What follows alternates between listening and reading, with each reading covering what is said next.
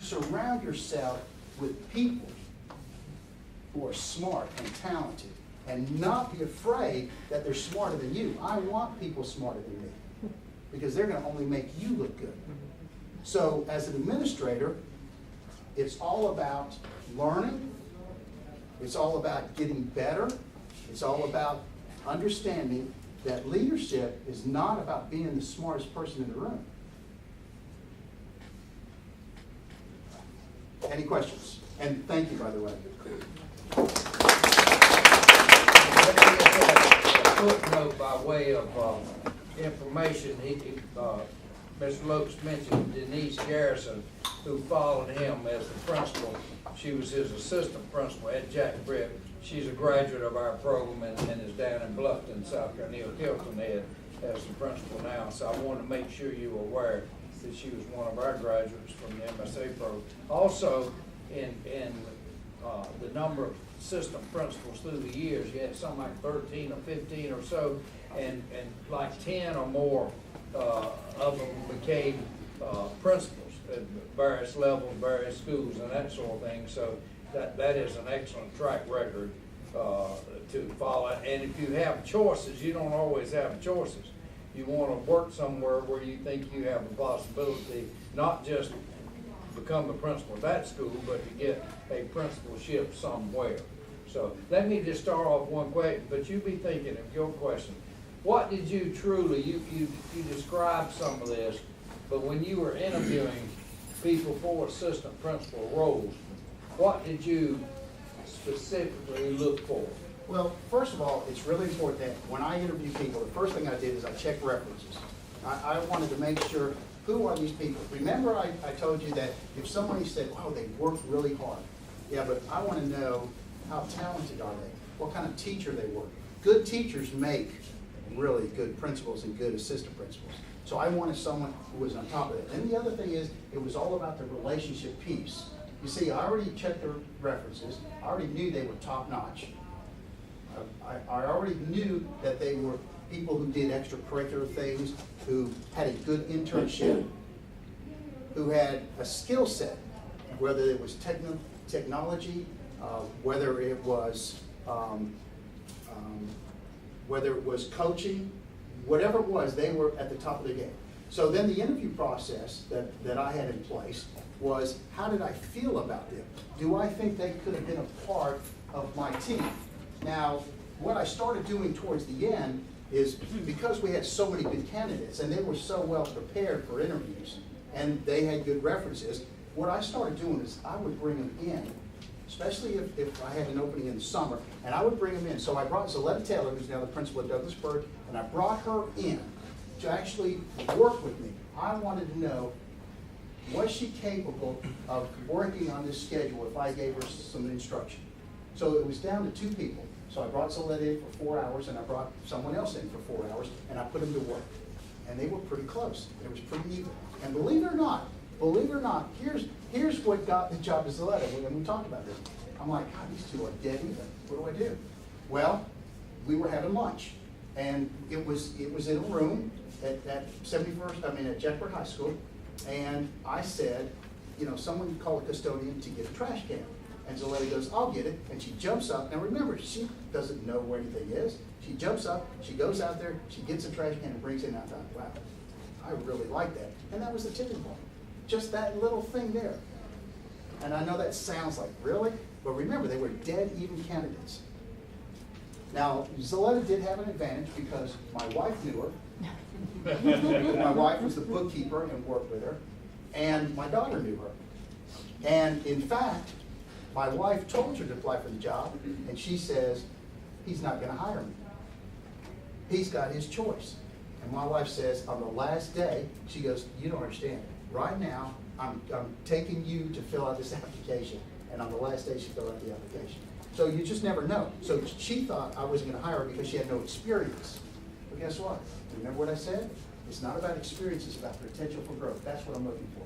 So I had a lot of insight. So she already had, had something that I knew was really good. But the other person that we interviewed, wow. So we had 2 top candidates. So, question, folks. Well, you talked about doing a lot of walkthroughs. How did you get feedback back to the teachers? Well, what we would do is I actually had and I still have those, and I will share any type of things that I have, but I had a form, and on that form, it was things that I could check. So if I walked in, there were things like, is the teacher circulating around the room, where is she sitting, is the objective on the board, just lots of different things, and I would just check mark. And then what I would do is, because it was just a very quick walkthrough of only a minute or two, we would just leave them the form. See what I'm saying? So it wasn't that, now, when I was at Stratford High School, they required us to do 10 walkthroughs, and they required us to do 6 observations, but the observations didn't have to be but maybe 10 or 15 minutes. So what we would do is those type of observations, we would actually meet with a teacher and give them some feedback. If I'm going to be in there 15 or 20 minutes, I need to give a teacher feedback. Because after all, if I walk in there and I don't give them feedback, then they don't know if they're doing a very good job or not. It's really important that we give them some type of feedback. So on the sheets, it was real easy because I just, just laid in the box or something. Right. Okay. Good question. Yes? When dealing with parent concerns, the only model I've ever seen in high school was there was a 9th, the 10th, 11th, and the 12th grade AP, and they Right. kind of handle all the situations. Do you have an open door policy? Will you talk to any parent? That's a great question, and let me tell you, when I got to Stratford, before I got to Stratford, that was a school that they told me that the parents were always calling the Board of Education. They were always complaining, they were always calling. So I was there, it was, I don't know, my 3rd or 4th day, and I just happened to walk into the front office, and a lady says, I need to speak to the principal. And she says, you'll need to make an appointment. Well, I'm standing there. I'm like, I've got this, come on back. Well, what I found out is they had been setting up appointments that if a parent walked in, they would set up an appointment. Well, if the parent's upset and you set up an appointment, where's she going? She's going to the Board of Education. So what I told my staff is no. If a parent walks in to see the principal and I'm busy, then you find one of my 5 assistant principals. Somebody's going to see that lady. So yeah, I had an open door policy. I wanted to make sure that that parent was seen. We do not let them go, because if they go, they're calling. And you know what?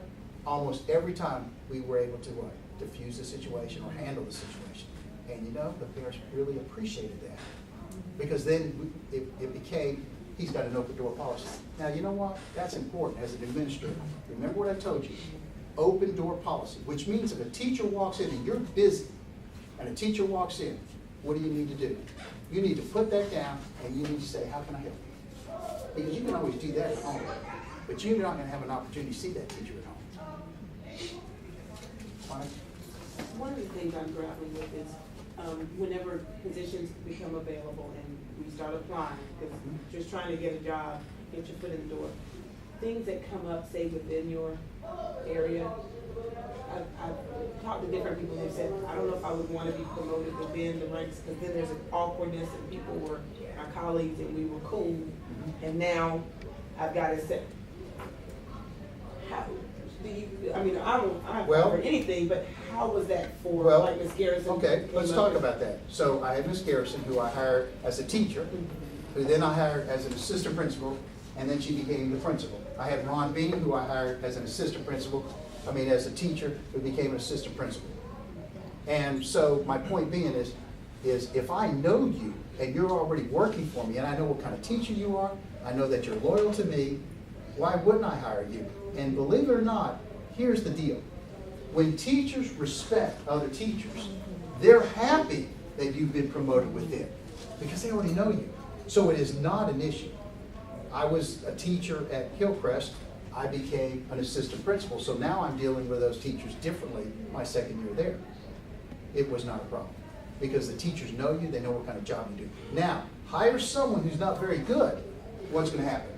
How in the world did Monica get that job? Seriously, right? So it's not a problem, and I've done it many times. I've done it at 71st with Sean Howard. I've done it, and Sean Howard, by the way, is now a superintendent in Kentucky. So let me just add a couple footnotes to that, though. A lot of time it depends on the situation. Some of them, like Mr. Lopes, had quite a degree of respect in the system and might have more influence as to who's going to follow him or who does not. Many times now, in most systems, these decisions, the principal gets to make a recommendation, but some of these decisions, many of the decisions, are made at the central office level.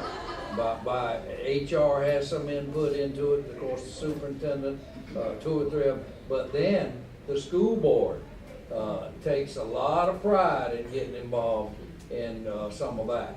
And so it just is very situational from one thing. And the key though, in all of this, be it inside within the school or to another school within the system or another system, is for you to do a good job. And if you do a good job, then you'll have some opportunities coming on. That might take a year, might take 2 years, maybe even 3 years, depending on the situation. But the best way to get that job is for you to do a good job. But it's today, it's kind of hard to tell when the process is over who's going to end up with the job. But if you've done a good job, you're going to be in the running for it. And especially, and Dr. Jenkins is right, because now what you do, it used to be, I didn't even have to, if I just wanted to use my assistant principal, I wouldn't even, I just, hey, come on. Now, they want you to interview like 6 people, and then you have to send your recommendation to the superintendent, and you have to put your top 3 recommendations, and sometimes your recommendation may not be the person they hire. However, I will say this, you know, principals who really fight for, look, I really want, and the superintendent's usually gonna help you out there, unless they see something, an issue, you know, diversity is important. Right. So like when I got to Stratford High School, you know, here, you know, we were 14% Hispanic, we were probably 30% African American. I had 6 white assistant principals. That was a problem. And I'll tell you, what really shocked me is my first day, I had a group of Hispanic kids sitting at a table calling me over. And I sat down and they're like, tell us, what are you? What is your race? They wanted to know. So what I said was, I said, I'm Portuguese. My parents are from South America. I had 4 kids going, I knew it. I mean, they were excited. They were Portuguese kids. To me, I never even thought about that. But so sometimes the superintendent's looking for diversity in a staff, and that's really important to them. Okay? So, but a lot of times, you know, if you do a really good job interviewing and you're one of the lead, then you're going to have opportunities to go elsewhere. But I'm going to tell you something. If you get an interview, you need to prepare for that interview. You need to know more about the school than just by looking online. You need to know everything about the school in case they ask you something. You need to study and be prepared for the interview. So that way, if they ask you, tell us what you know about the school. Because I'll tell you, when I interview somebody and I ask them, tell me what do you know about Stratford High School? What do you know about Stratford High School? And they go, well, I really don't know a lot about it. Well, then that means they didn't do any homework. Well, how do you know you want to come to work for it? You see what I'm saying? So you need to do your homework and know about school. And the other thing is you have to be very careful. You have to be positive. So let's say you're going to a school that's failing. And they say, tell us about the school. Well, what you don't do is you don't say, well, I see that you're failing in everything. You have to be very careful. Now, if they ask you, if they say to you, so when I interviewed at Stratford High School, for example, I knew their graduation rate was about 62%. Terrible. And they asked me about the graduation rate. They asked me, do you know what Stratford's graduation rate is? I said, I do. It's right at 62%. Okay, tell me, how would you improve your graduation rate? So now I'm prepared to answer that question, but I'm not going to tell them I knew that, you follow what I'm saying? Unless they ask me. So know something about the school. Talk to people, because it may be a situation where you may apply for the job and decide, you know, that's not what I want. And sometimes you'll have opportunities to choose, and you want to choose someone who you think you can learn from. Yes. Yes, more and more programs, MSA programs in North Carolina and, well, around the country for that matter, are becoming online delivered. How would you, number one, what would be some of your apprehensions in, or maybe the opposite of apprehension, in terms of hiring, interviewing and hiring a principal, prospective principal who has gone through an fully online program? Well, honestly, I'm old school, so I love the fact face-to-face. You know, all this online stuff, but understanding that that is now where we're going. You know, people are getting their doctorates online, people are now becoming administrators online. So I'm gonna be honest with you, if I have someone who applies, I'm gonna treat them the same as I would with someone else. I wanna know their experiences, I wanna know what kinds of courses they've taken, you know, what type of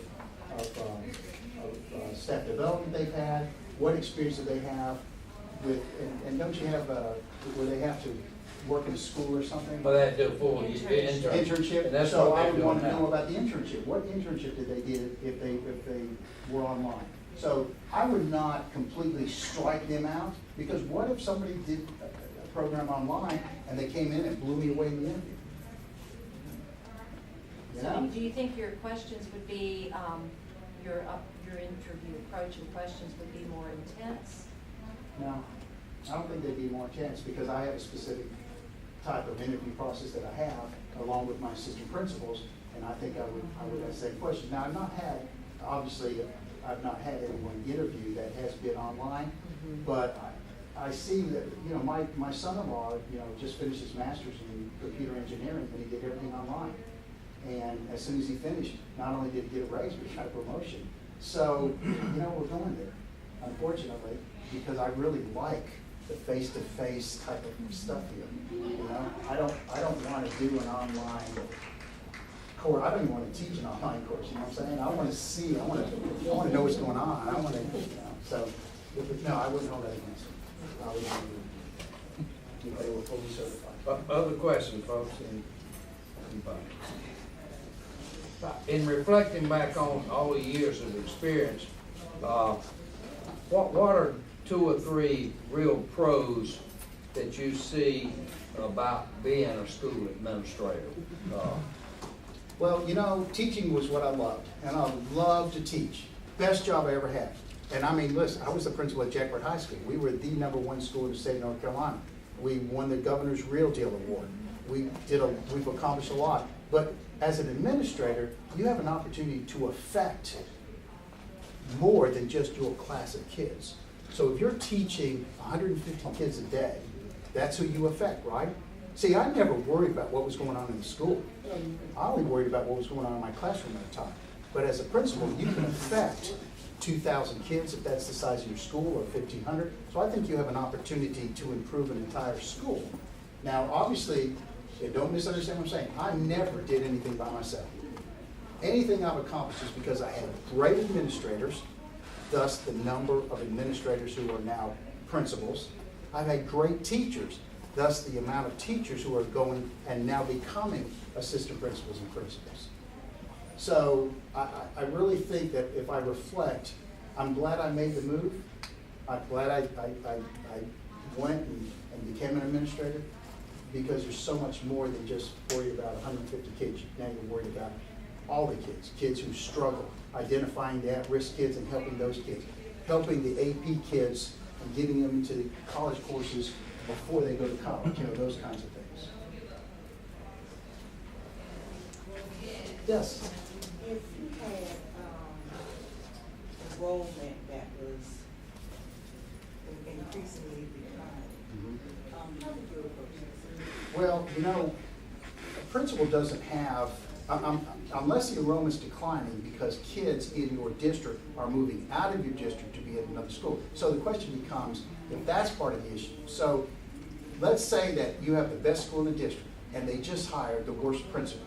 Or you have a struggling school in the district and they hire the best principal. What do you think is going to happen in 5 years? You see what I'm saying? So if your enrollment's declining because it's an issue of they're going to private schools or something like that, then obviously the superintendent needs to go, well, we need to fix this problem. Now, if it's declining because the area is declining, then you know what? Your allocation is going to decline, lots of things are going to happen, but whatever kids you have in that school, you have to take care of those kids. And you have to make sure that they're getting what they need to get to be successful. Because a lot of times areas decline is because people are moving out of those areas, and that's why it's declining. Or, you know, it may be that if it's an area where it's a manufacturing area and that's closed down, you're going to lose a lot of kids. But I always look at, I remember that when we started an after-school EOC review. Remember the EOC reviews we did at Jack Red? Well, I remember starting it at 71st High School, and I remember teachers saying, well, Mr. Lowe's, what if only 20 kids show up? And you know what I told them? Then we're gonna teach those 20 kids. Because we have to start somewhere. And I think we only had maybe 75 kids show up.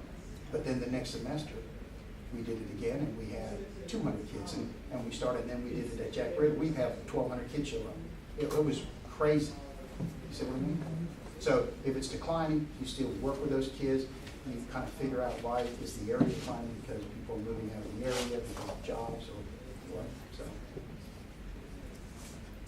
Any other questions, anyone? I did have one more. Yes. With your APs, based on what you've shared, you seem like you're not a micromanager. Right. So how do you, I know that you have to share your vision, but how do you allow them to be autonomous and not worry about that? Well, first of all, how do you assign assistant principal duties? Well, you assign based on interest and ability. Okay? So when I assign my assistant principals a job, I know they're capable of doing it. Now let me give you an example. When Denise Garrison, who had done a great job working on the schedule with me, I then put her in charge of schedule. Her question is, well, what if I fail?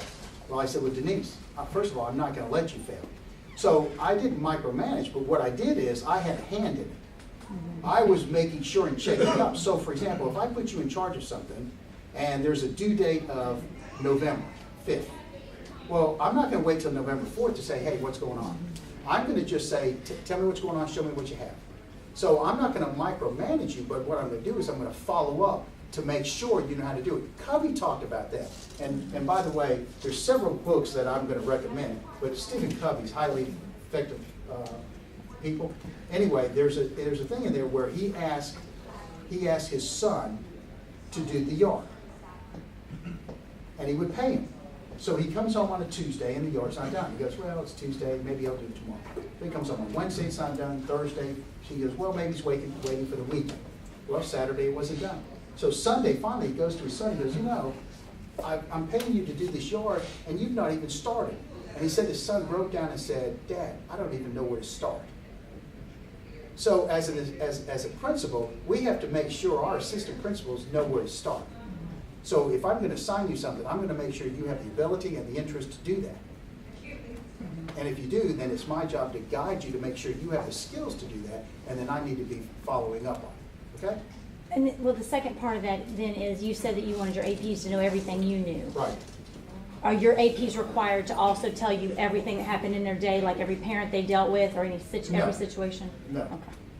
No. Not unless they felt like this was a touchy situation and that may get to me. And may get bigger. Yeah.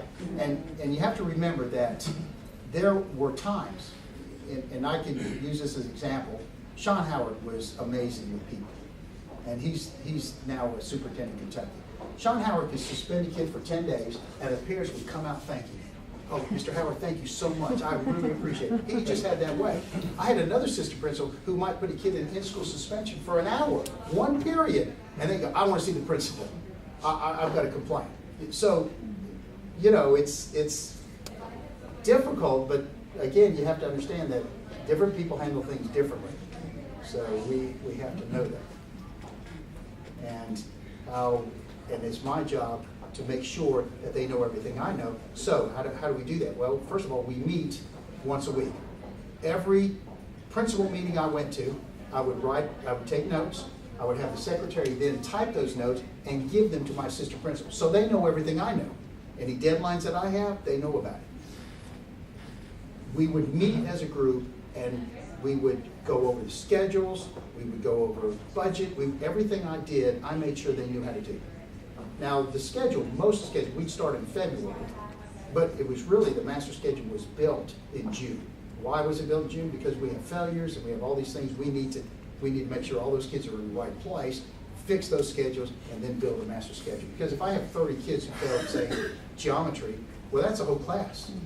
So I'm going to have to add another class of geometry if they fail, that many fail, and maybe take an algebra 2 class away. You see what I mean? Mm-hmm. So they were with me the step of the way.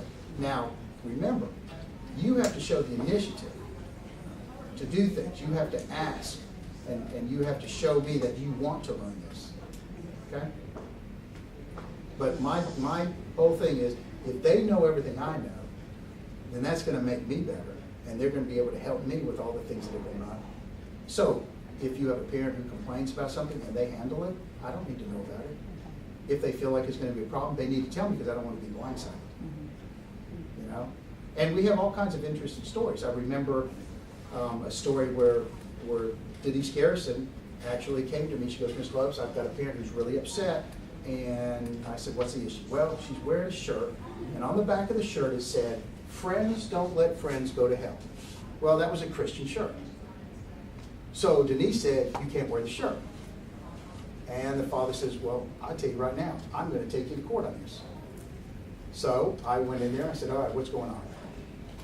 He told me, I said, look, do me a favor. Let me call the district office. Let me ask my lawyer what he thinks, and then I'll get back with you. So we'll you know. So I called the lawyer, and you know what the lawyer says to me? Mr. Lopes, if you don't want to wear it, we'll go to court. I said, well, wait a minute now. I don't know if I want to be known as the principal who stopped a kid from wearing a Christian shirt in school. I just don't want to be that guy.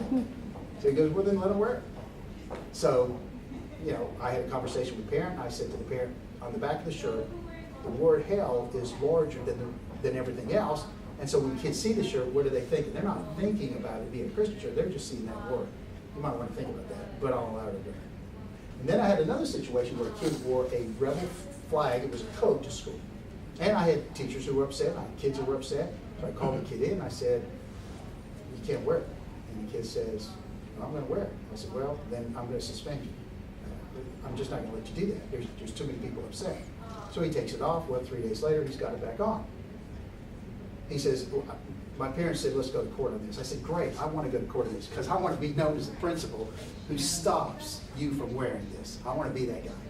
Well, he took it off and gave it to me, and he didn't wear it again. So you have to fight your battles, you know. And again, you have to know, you know, if the assistant principal's handling that, and it's something like that, they need to come to you. If they can handle it, I don't need to know all that stuff. And remember, they have a notebook, they're taking notes, they're organized. So I don't get a call 3 days later. I talked to David Haggerty, and guess what? He didn't return my call, or he's not helped, you know, with this situation. Yeah, I'm not happy with that. Okay? Any other questions?